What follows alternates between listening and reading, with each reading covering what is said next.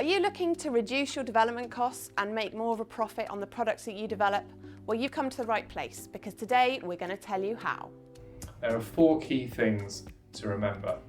The first one is always have a clear brief for whoever you're commissioning, either to do your product development or your app development, or your marketing or any other elements of what you're trying to produce. It's really critical that you're very clear from the outset. And we've worked with lots of different clients who've changed their brief or modified their brief partway through the process, and inevitably that leads to increased costs. So the first things you can do to do your product development on a budget is to provide a really clear brief.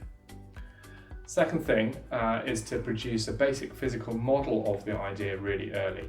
This often means that you can disprove or prove the key functionality of your product without investing in a full prototype.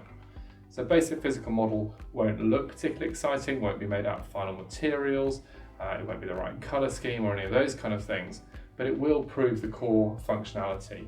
And again, over the years, many times we've seen ideas significantly change once a basic physical model has been produced and tested. Another thing that you can do and ought to do to minimize your costs is be really focused on your end customer and what they want out of the product rather than what you want. It can often be the case that you get quite a long way through product development, and then you do a focus group with your end user, and they come up with some different things that they want in the product to what you spent quite a lot of time, effort and money developing. So always talk to your end user. Obviously, if it's a new idea you're looking to patent, you'll need to do that under a confidentiality agreement or with the advice of an attorney, but there are still ways of being able to achieve that. And it's just so valuable to know actually what your customer wants from your product during the development.